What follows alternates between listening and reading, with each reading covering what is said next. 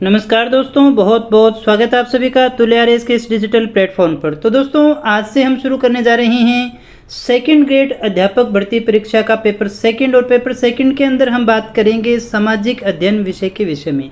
यानी आज से हम सेकंड ग्रेड का एसएसटी का जो सिलेबस है उसको शुरू करने जा रहे हैं और आज हमारी इसकी पहली क्लास है। तो दोस्तों, थोड़ी सी जानकारी मैं आपको दे देना चाहूँगा। नंबर एक तो ये कि ये जो सारा कोर्स है वो आपको निःशुल्क करवाया जाएगा।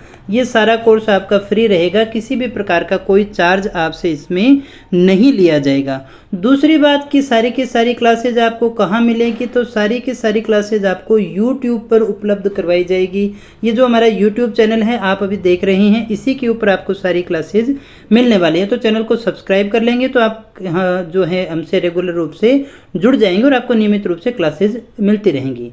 नोट्स की बात करें तो नोट्स आपको क्लासेज इस तरह से प्रोवाइड करवाई जाएंगी कि आप साथ ही साथ में बना सकेंगे। और अपने आप को नोट्स बनाने भी चाहिए। वैसे भी अपने हाथ से लिखोगे तो उसके साथ में प्यार मोहब्बत थोड़ा सा ज़्यादा होता है, इसलिए हम उसको पढ़ते अच्छे से हैं। और वैसे भी हाथ से लिखे जो खुद के नोट्स हैं वो उसको पढ़ने में इंटरेस्ट भी रहता है और वो जल्दी भी पढ़े जाते हैं दोस्तों। तो इसलिए नोट्स आप साथ साथ बना लीजिएगा। फिर भी अगर आप नहीं बनाना चाहते हैं तो फिर आपको PDF भी प्रोवाइड करवाई जाएगी। ये PDF आप हमारी एंड्रॉयड एप्लीकेशन से डाउनलोड कर सकते हैं या फिर आप हमारे टेलीग्राम चैनल से डाउनलोड कर सकते हैं। दोनों के लिंक आपको डिस्क्रिप्शन में देखने को मिल जाएंगे। वहाँ पर जाकर के आप टेलीग्राम चैनल को ज्वाइन कर सकते हैं या फिर हमारी एंड्रॉयड एप्लीकेशन को डाउनलोड कर सकते हैं। ऐप का नाम जो है वो है राकेश सर ब्रैकेट में अतुल्य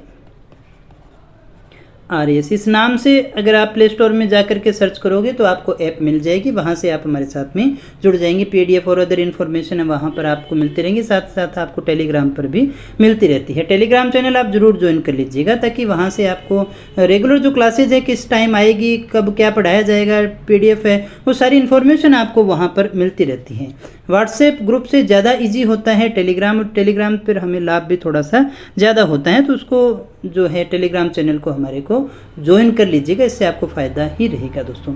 तो दोस्तों, पूरा कोर्स करेंगे हम, बिल्कुल पॉइंट टू पॉइंट चलेंगे, सारी बातें अपनी करेंगे, कुछ भी नहीं छोड़ेंगे। जिस तरह से हमने रीट SST के सिलेबस को पूरा अच्छे से किया था, यहाँ भी हम उसी पूरे सिलेबस को अच्छे से करने वाले हैं। तो चलिएगा शुरू करते हैं और शुभारंभ करते हैं हम सेकंड ग्रेड अध्यापक भर्ती परीक्षा के SST के सिलेबस को। और SST के सिलेबस को शुरू करने से पहले एक दृष्टि हम डाल लेते हैं इसके पाठ्यक्रम पर कि इसका पाठ्यक्रम जो है वो किस प्रकार का आने वाला है।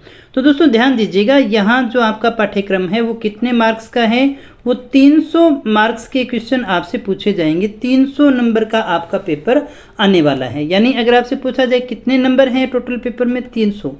क्वेश्चन कितने आएंगे, तो क्वेश्चन आएंगे 150 क्वेश्चन है, 300 मार्क्स है। यानी हर क्वेश्चन के कितने मार्क्स हो गए दोस्तों, 2 नंबर का आपका एक क्वेश्चन आना है। यानी 150 क्वेश्चन आएंगे, 300 नंबर के आएंगे।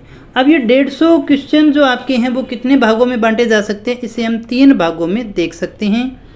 ये जो 3 भाग हैं कौन कौन से हैं, तो A भाग के अंदर ये जो हमारा फर्स्ट पार्ट है, इसके अंदर आपसे क्वेश्चन पूछे जाएंगे 9 से 12 तक के, secondary and senior secondary level के।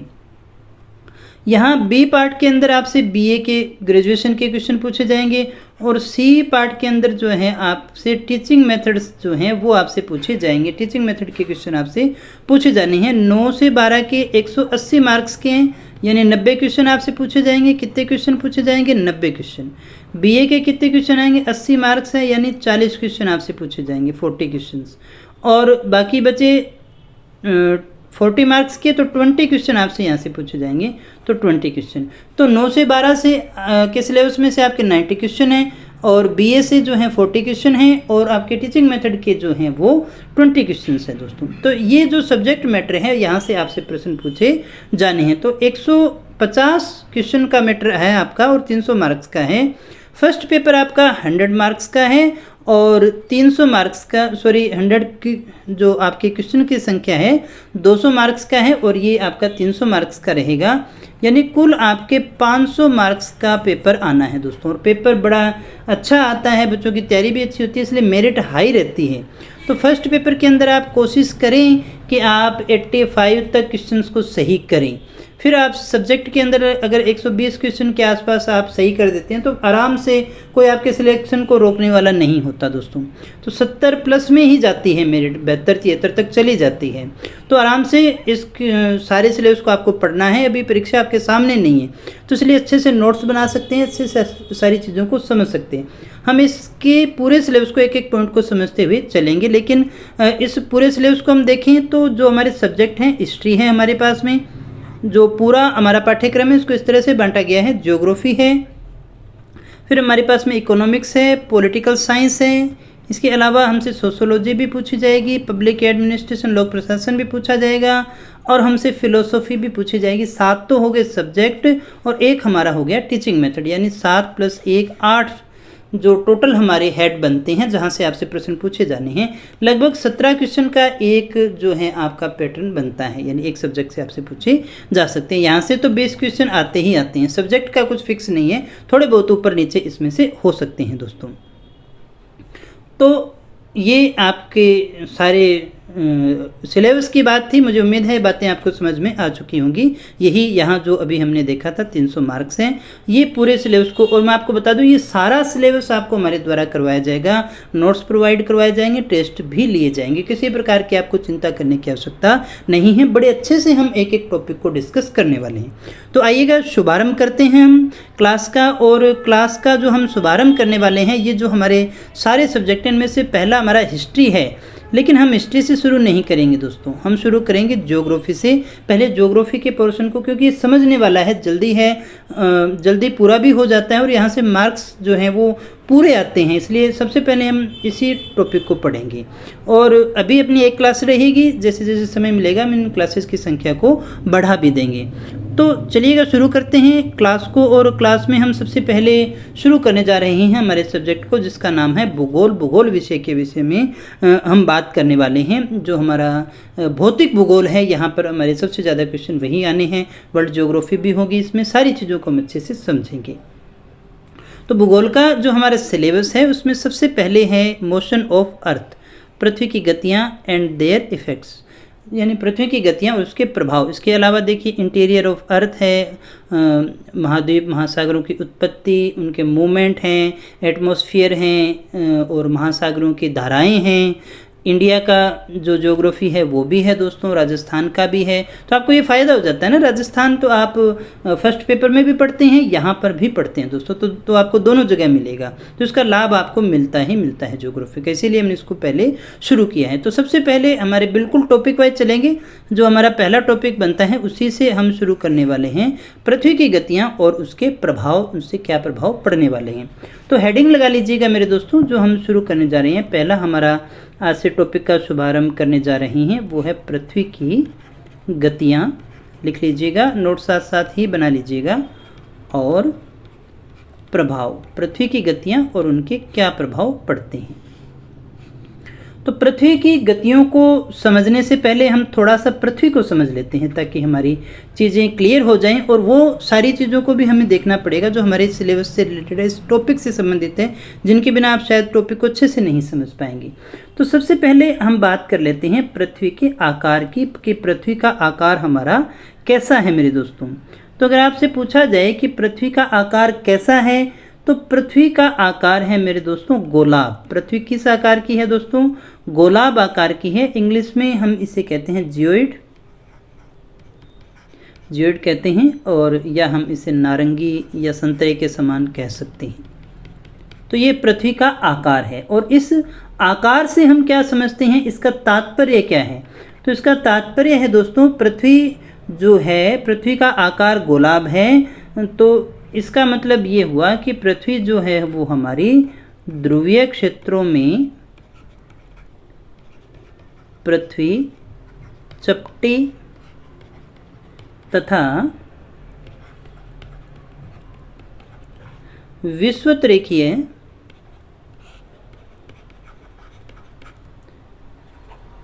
प्रदेशों में या क्षेत्रों में, क्षेत्र लिख लेना, विस्तृत है। इन सारी चीज़ों को समझेंगे बिल्कुल डायग्राम के माध्यम से।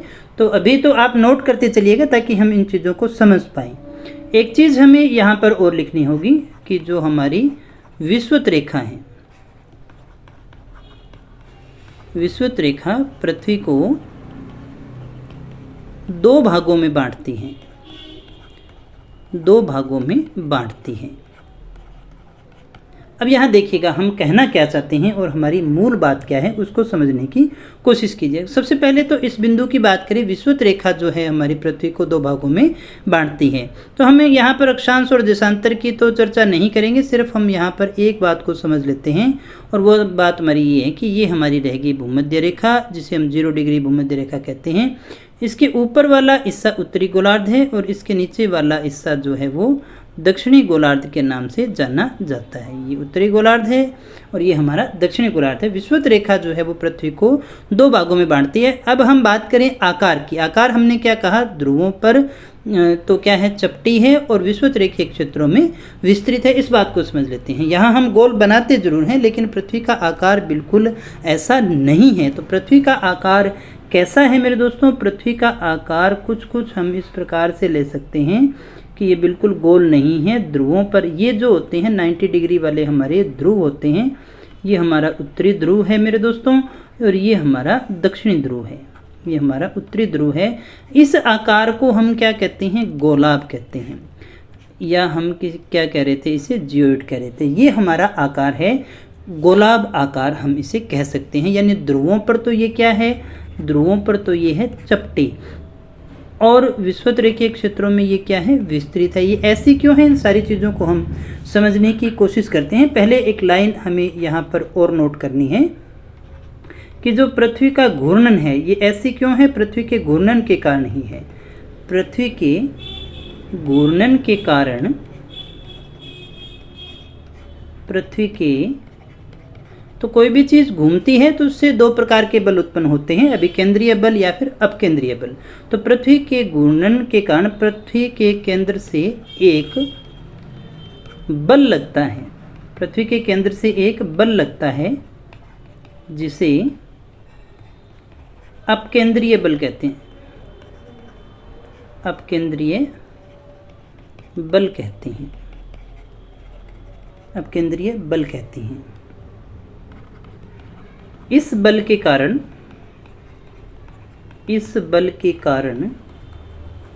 पृथ्वी विषुवतीय क्षेत्रों में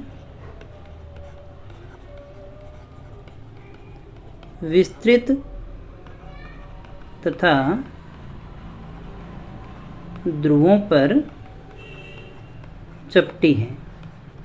तो ये इसी कारण से है क्योंकि हमने क्या कहा, भूमध्य रेखीय क्षेत्रों में तो ये क्या है, विस्तृत है और ये जो भूमध्य रेखीय क्षेत्रों में तो चपटी है, भूमध्य रेखीय क्षेत्रों में तो विस्तृत है लेकिन ध्रुवों पर ये क्या है, चपटी है। यहाँ हम इस आकार को देख रहे हैं, इसे और समझने की कोशिश करते हैं। आइएगा, हमने क्या कहा, पृथ्वी का जो आकार है वो इस प्रकार का है, नारंगी के आकार की है, ये ध्रुवों पर ये चपटी है। ऐसा क्यों है?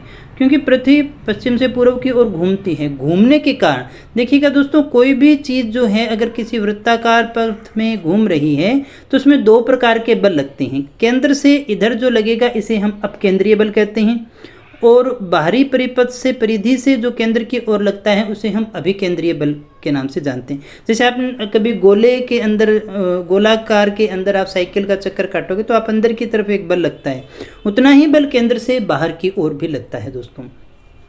तो इस बल के कारण ध्रुव तो जो है यहाँ पर तो ये क्या हो गई है, चपटी हो गई है मेरे दोस्तों, लेकिन भूमध्य रेखीय क्षेत्रों में ये क्या हो गई है, विस्तृत हो गई है।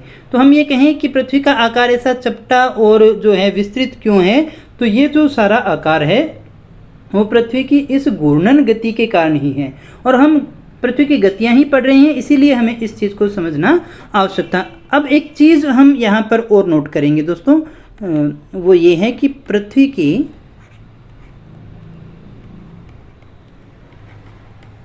विषुवत रेखीय त्रिज्या, पृथ्वी की विषुवत रेखीय त्रिज्या ध्रुवीय त्रिज्या से अधिक है,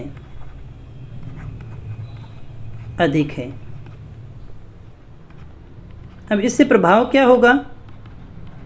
इससे सर्वाधिक गुरुत्वाकर्षण बल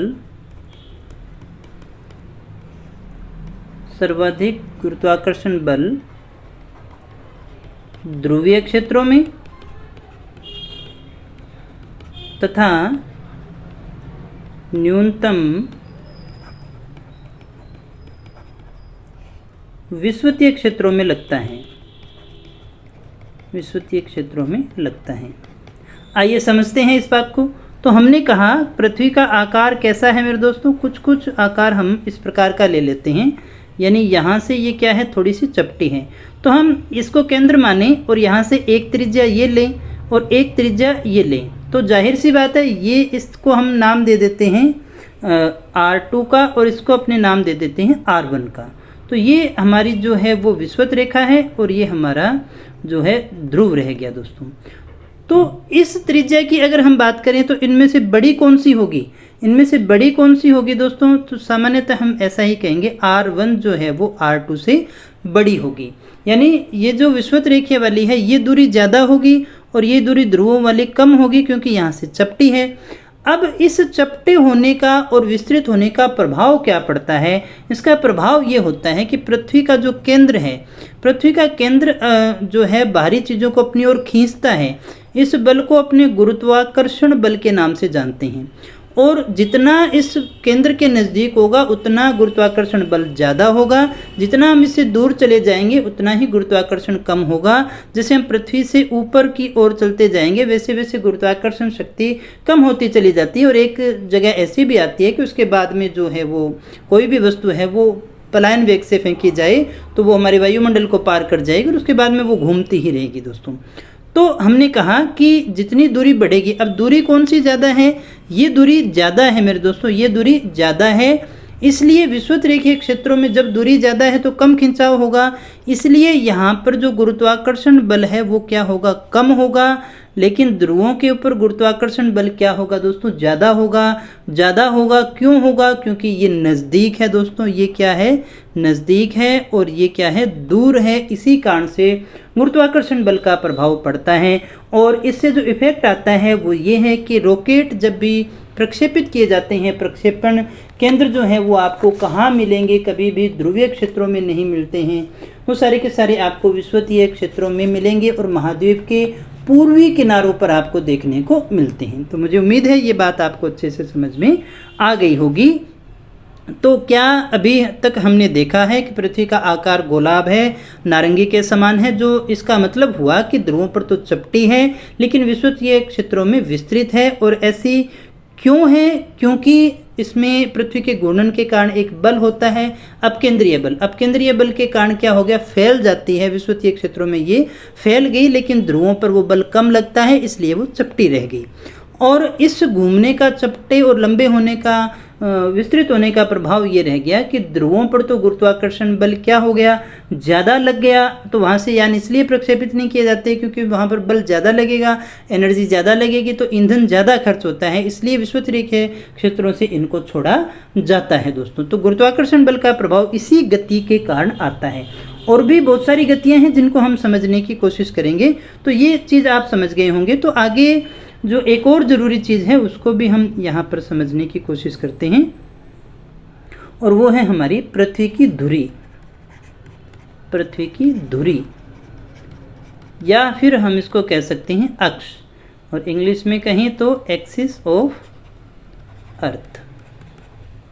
अब ये एक्सिस ऑफ अर्थ होता क्या है, पृथ्वी का अक्ष क्या है, इसे हम समझने की कोशिश करते हैं। तो अक्ष कोई ऐसी कोई छड़ी या कोई डंडा नहीं है, कोई ऐसी धुरी नहीं है जिसके चारों ओर कोई चीज़ घूम रही है। पृथ्वी की अक्ष की बात करें तो ये एक काल्पनिक रेखा है। तो हम यहाँ लिख सकते हैं यह एक काल्पनिक रेखा है। तो पृथ्वी की धुरी क्या है, असल में एक काल्पनिक रेखा है मेरे दोस्तों। आप पृथ्वी में कहीं ढूंढने के लिए जाओगे तो आपको मिलने वाली नहीं है, यह एक काल्पनिक रेखा है जिसके चारों ओर दोस्तों बड़े अच्छे से कर रहे हैं हम सिलेबस, और इसी तरह से अपने पूरा भी करेंगे, जिसके चारों ओर पृथ्वी घूर्णन करती है। तो हमने क्या समझा कि ये एक काल्पनिक रेखा है। पृथ्वी की धुरी क्या है? एक काल्पनिक रेखा है जिसके चारों ओर पृथ्वी घूर्णन करती है या प्रतीत होती है, प्रतीत होती है, क्योंकि हमने ऐसा माना है। तो ये क्या कहलाती है? पृथ्वी की धुरी कहलाती है। पृथ्वी की जो धुरी है, पृथ्वी की धुरी लंबवत से 23.5 डिग्री, लंबवत से 23.5 डिग्री झुकी हुई है। ये हमें याद रखना है, ये आपसे कई बार पूछ लिया जाता है। तो पृथ्वी की धुरी या फिर अक्ष क्या है? ये एक काल्पनिक रेखा है जिसके चारों ओर जो पृथ्वी हमें घूमती हुई, जिसके चारों ओर पृथ्वी घूमती हुई प्रतीत होती है। और ये धुरी जो है अपने लंबवत से 23.5 डिग्री झुकी हुई होती है। तो ये यहाँ पर आप इसको देख सकते हैं, ये है पृथ्वी की धुरी, इसे अपने धुरी कह सकते हैं जिसके चारों ओर घूम रही है। ये अगर इसको लंब की बात करें तो यहाँ से ये 23.5 डिग्री जो है वो झुकी हुई है। तो ये 23.5 डिग्री यहाँ से झुकी हुई हमें दिखाई दे रही है। तो ये पृथ्वी की धुरी है, ये पृथ्वी की धुरी है और ये एक काल्पनिक रेखा है। और ये कितनी झुकी हुई है दोस्तों? 23.5 डिग्री जो है वो झुकी हुई है, 23.5 डिग्री है जो है झुकी हुई है। और ये जो झुकी हुई है इसे ही हम क्या कहते हैं? इस झुकाव को हम पृथ्वी का अक्ष कहते हैं या फिर पृथ्वी का अक्षीय झुकाव कहते हैं। अगर आपसे पूछा जाए अक्षीय झुकाव कितना है तो वो 23.5 डिग्री है। तो दोस्तों ये बात आप अच्छे से समझ गए होंगे पृथ्वी की धुरी क्या है। क्योंकि जब हम बात करते हैं पृथ्वी की घूर्णन गति है, परिभ्रमण गति है, पृथ्वी अपने अक्ष पे घूमती है, तो हमें ये पता होना चाहिए कि हम अक्ष कहते किसको हैं। अब इसके बाद में दोस्तों हमें एक चीज़ और समझनी है और वो है पृथ्वी की कक्षा। क्योंकि पृथ्वी जो परिक्रमण करती है वो कक्षा में करती है, तो हमें पहले उसके कक्षा के बारे में पता होना चाहिए। इंग्लिश में हम इसे कह सकते हैं ऑर्बिट, ऑर्बिट ऑफ अर्थ के नाम से जानते हैं। तो ये क्या होता है पहले हम इसको समझ लेते हैं कि वास्तव में ये है क्या, हम किस चीज़ के बारे में बात कर रहे हैं। तो पृथ्वी की कक्षा कोई स्कूल की कक्षा नहीं है, ये एक स्थायी मार्ग है। यह है एक स्थायी मार्ग है, यह एक स्थायी मार्ग है जिस पर पृथ्वी सूर्य के चारों ओर परिक्रमा करती है। तो दोस्तों हमें ये पता है कि पृथ्वी स्थिर नहीं है, पृथ्वी जो है वो सूर्य के चारों ओर चक्कर काट रही है। तो जिस एक मार्ग पर, जिस स्थायी मार्ग पर पृथ्वी जो है सूर्य के चारों ओर चक्कर काट रही है, उस मार्ग को ही हम क्या कहते हैं? पृथ्वी की कक्षा कहते हैं। इसको समझेंगे पहले एक तो बातें हम और यहाँ पर नोट कर लेते हैं ताकि समझने में आगे हमें आसानी रहे। तो ये जो पृथ्वी की कक्षा है, यहाँ पर हमें ध्यान रखना है, ये जो पृथ्वी की कक्षा है ये कैसी है मेरे दोस्तों? इस कक्षा का जो नाम है वो है दीर्घवृत्ताकार। पृथ्वी की जो कक्षा है वो दीर्घवृत्ताकार है और दीर्घवृत्ताकार होने के कारण ही क्या प्रभाव पड़ेगा? पृथ्वी और सूर्य के मध्य दूरी जो है वो सदैव समान नहीं रहती है, दूरी सदैव समान नहीं रहती है। तो हमने क्या कहा? पृथ्वी का जो सूर्य के चारों चक्कर लगाने का एक स्थायी मार्ग है जिस पर वो चक्कर लगा रही है उसे हम पृथ्वी की कक्षा कहते हैं। पृथ्वी की कक्षा दीर्घवृत्ताकार है और दीर्घवृत्ताकार होने के कारण ही सूर्य के चारों ओर जो चक्कर है उसके कारण उसके अंदर जो दूरी है पृथ्वी और सूर्य के बीच में वो सदैव एक जैसी नहीं रहती हैं। आइए समझते हैं इस बात को। तो सबसे पहले मान लीजिएगा यहाँ पर हमारा रह गया सूर्य, ये हमारा रह गया सूर्य। इस सूर्य की हम बात करते हैं, फिर इसके चारों ओर एक वृत्ताकार पथ बनाने की कोशिश करते हैं जिसे हम दीर्घवृत्ताकार पथ कह सकते हैं। ये एक दीर्घवृत्ताकार पथ है जिसके ऊपर जो हमारी पृथ्वी है वो चक्कर काट रही है। कभी वो यहाँ भी हो सकती है और कभी वो यहाँ भी हो सकती है। ये दो कंडीशंस हमारी बनती है जहाँ से प्रश्न हमसे पूछा जाता है। तो ये हमारी अर्थ है, ये भी हमारी अर्थ की कंडीशन है। तो आप देखें, अगर मैं ये कहूँ कि इस दूरी में से और इस दूरी में से कौन सी दूरी ज़्यादा है, तो हमें ये स्पष्टतः दिखाई दे रही है कि ये दूरी जो है क्या है, ज़्यादा है, और ये दूरी क्या है, कम है। किससे? सूर्य से कम दूरी है। तो ये कम दूरी कितनी होती है? ये जो कम दूरी है 14.7 करोड़ 14.7 करोड़ किलोमीटर है, और ये जो ज़्यादा दूरी है ये है 15.2 करोड़ किलोमीटर। ये 15.2 करोड़ है। ये दूरी ज़्यादा है और ये दूरी कम है। यानी इस दीर्घवृत्ताकार पथ पर चक्कर काटने के कारण ही क्या होती है, एक समय हमारी ऐसी आती है जब पृथ्वी सूर्य से निकटतम दूरी पर होती है और एक समय अधिकतम दूरी पर होती है, जिसे हम नाम देते हैं। सबसे कम दूरी पर जो होती है वो होती है 3 जनवरी को, और 3 जनवरी की जो कंडीशन है इसको हम नाम दे देते हैं उपसौर। ये आपको अच्छे से याद रखना है दोस्तों। उपसौर, उप मतलब किसी चीज़ के निकट होता है। जैसे पुलिस अधीक्षक है, पुलिस उपाधीक्षक है। उपाधीक्षक यानी पुलिस अधीक्षक के सबसे निकट कौन है, उसके बाद में पद पे पहुंचने वाला कौन है, उपाधीक्षक है ना। और इस समय जो हमें लाभ होता है वो 7% जो है वो सूर्य किरणें हमें अधिक प्राप्त होती हैं, अधिक प्राप्त होगी, क्योंकि नज़दीक होगा तो अधिक प्राप्त होगी। यहाँ पर क्या है, दूरी ज़्यादा है, तो दूरी ज़्यादा होने की जो कंडीशन है उसे हम अपसौर के नाम से जानते हैं। तो यहाँ पर जो सूर्य की किरणें हैं, सूर्य की किरणें जो हैं वो हमें कम प्राप्त होगी। कितने कम प्राप्त होगी? 7% कम प्राप्त होती है। ये कंडीशन है जिसे हम उपसौर और अपसौर के नाम से जानते हैं दोस्तों। और यहाँ एक चीज़ आप और नोट कर सकते हैं, अगर आपसे पूछा जाए कि औसत दूरी कितनी है पृथ्वी और सूर्य के मध्य, औसत दूरी अगर आपसे पूछा जाए औसत दूरी कितनी है, तो औसत दूरी है 15 करोड़ किलोमीटर। तो ये हमारी औसत दूरी है पृथ्वी से सूर्य की।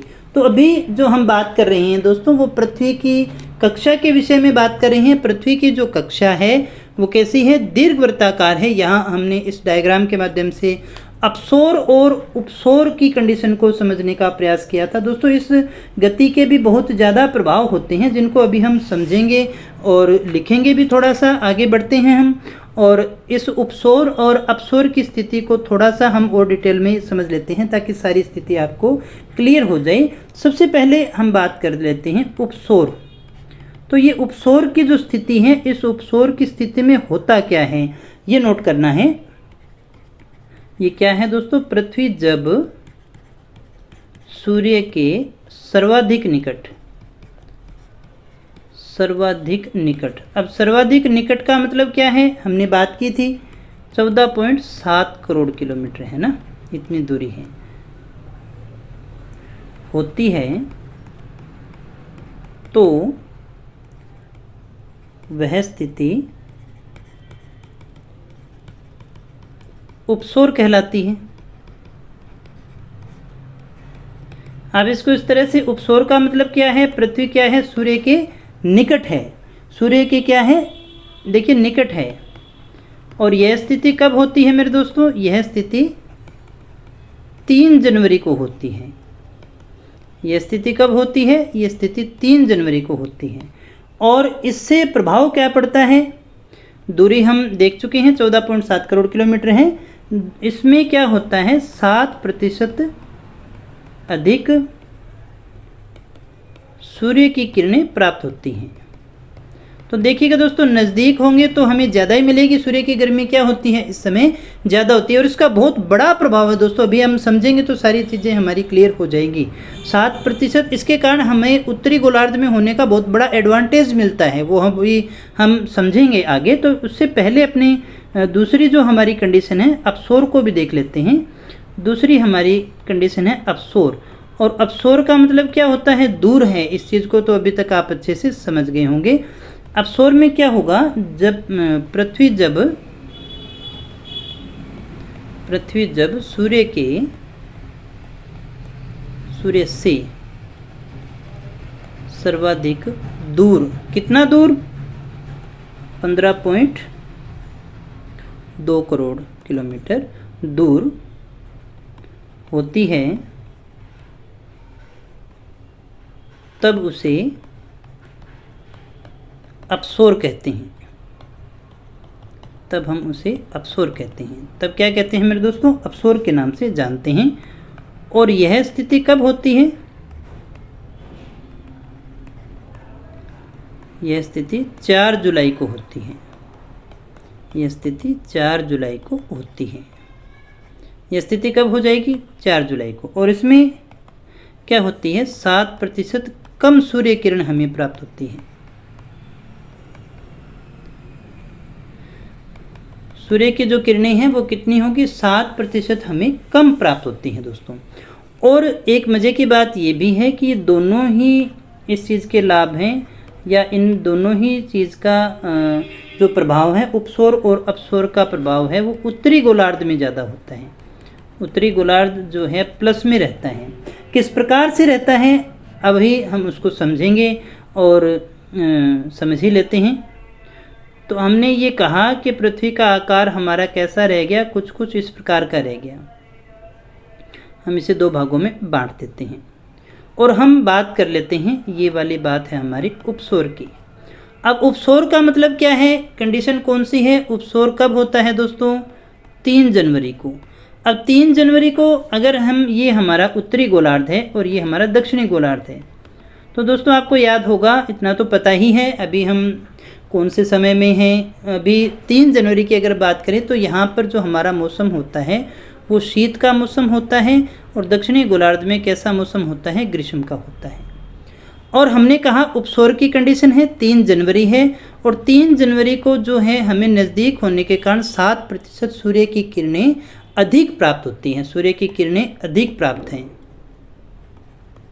सूर्य की किरणें जो हैं वो अधिक प्राप्त होती हैं क्योंकि हम नज़दीक हैं। अब देखिएगा, सूर्य की किरणें अधिक प्राप्त हो रही हैं तो उत्तरी गोलार्ध वालों को फ़ायदा होगा कि नुकसान होगा? क्योंकि जितनी सर्दी पड़नी चाहिए उतनी सर्दी पड़ती नहीं है, क्योंकि हमें सूर्य की किरणें प्राप्त हो रही हैं, इसलिए हमें गर्मी मिलती रहती है। तो जितना प्रभाव सर्दी का होना होता है उतना नहीं आ पाता, क्योंकि हम उत्तरी गोलार्ध में है। बात है 3 जनवरी की। 3 जनवरी को उपसौर होता है, तो हम तो सूर्य के नज़दीक होते हैं, इसलिए हमें ऊष्मा मिलती रहती है। लेकिन ये दक्षिण वालों के लिए तो, हमारे लिए तो वरदान हो गया, दक्षिण वालों के लिए अभिशाप हो गया, क्योंकि ये तो नज़दीक होने के कारण इन्हें 7% सूर्य का सामना ज़्यादा करना पड़ता है। तो जितनी गर्मी होनी चाहिए थी उससे कहीं ज़्यादा गर्मी का सामना इन्हें करना पड़ता है इस काल में। तो ये दक्षिणी गोलार्ध वालों का नुकसान हो गया।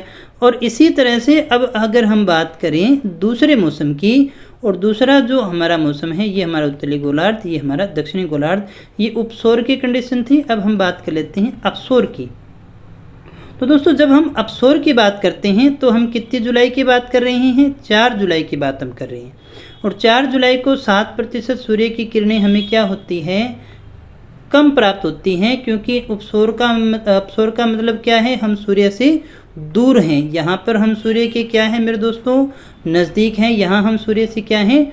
दूर हैं।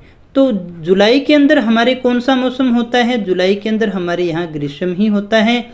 लेकिन दक्षिणी गोलार्ध में कौन सा होता है? शीत का। यहाँ पर हम फिर से फायदे में आ गए, क्योंकि सूर्य हमसे दूर है, इसलिए जितनी गर्मी हमें पड़नी चाहिए उससे कम गर्मी पड़ती है। लेकिन सूर्य का जो सामना है दक्षिणी गोलार्ध में कम होगा, क्योंकि यहाँ पर सूर्य दूर है, इसलिए जितनी सर्दी पड़नी चाहिए उससे ज़्यादा सर्दी प्राप्त होती है। तो हमें तो गर्मियों में भी लाभ है और हमें सर्दियों में भी लाभ है, क्योंकि इस उपसौर और अपसौर की पृथ्वी की जो गतियां हैं उसी के कारण हमें लाभ ज़्यादा प्राप्त हो रहा है। दक्षिणी गोलार्ध में शीत ऋतु की तीव्रता बढ़ जाती है अपसौर के कारण, क्योंकि सूर्य क्या हो गया है? दूर हो गया है। मुझे उम्मीद है ये बात आप अच्छे से समझ गए होंगे दोस्तों। अगर समझ में नहीं आए तो कमेंट करिएगा, और अगर समझ में आ गया हो दोस्तों तो अपने दोस्तों के साथ में शेयर ज़रूर कीजिएगा। आगे बढ़ते हैं, और आगे बढ़ते हुए अब हम मुख्य बिंदु पे आते हैं। ये सारी बातें पृथ्वी की गतियों से ही संबंधित थी। अब हम बात करते हैं पृथ्वी की गतियों के विषय में। पृथ्वी की जो गति है दोस्तों, पृथ्वी की गति जो है वो कितने प्रकार की होती है? 2 प्रकार की गति होती है, 2 प्रकार की गति होती है। एक तो होती है परिभ्रमण गति, एक तो होती है परिभ्रमण गति, और दूसरी जो गति होती है मेरे दोस्तों वो है परिक्रमण गति। तो आपको याद ये रखना है, परिभ्रमण के कारण क्या बनते हैं? दिन और रात बनते हैं। परिक्रमण के कारण क्या बनते हैं? ऋतु बनती है। परिक्रमण के कारण क्या होती हैं? ऋतु बनती है। दोस्तों ये आपको याद रखना है। ये दैनिक गति है, ये एक दिन में होती है, और ये एक वर्ष में पूरी होती है। ये एक वर्ष में पूरी होती है, ये वार्षिक गति के नाम से जानी जाती है दोस्तों। तो दोस्तों इनके क्या प्रभाव हैं, कैसे होते हैं, उसमें समझने में हमें टाइम लगेगा, इसलिए हमें एक क्लास इसकी और लेनी पड़ेगी जिसमें हम इस पूरे टॉपिक को क्लियर कर पाएंगे। मुझे उम्मीद है ये क्लास आपके लिए लाभदायक रही होगी, आपने काफ़ी कुछ सीखा होगा। सच में सीखा हो तो दोस्तों के साथ में शेयर जरूर करना, वीडियो को लाइक जरूर करना। किसी प्रकार की कोई दिक्कत हो तो आप कमेंट करके मुझसे बात कर सकते हैं। टेलीग्राम पर आप मैसेज छोड़ सकते हैं, आपको बिल्कुल रिप्लाई हर चीज़ का टाइम टू टाइम मिलता है। इसकी PDF भी आपको प्रोवाइड करवाई जाएगी, लेकिन मैं ये चाहता हूँ अगर आप हाथ से लिखेंगे तो चीज़ें आपको अच्छे से याद रहेगी। आज आपकी क्लास हो चुकी है, कल अगर आप बैठें तो कॉपी पेन लेकर के बैठिएगा। तो दोस्तों मिलते हैं नेक्स्ट वीडियो में कुछ और नई जानकारी के साथ। तब तक यूं ही बने रहे हमारे साथ। Thank you very much.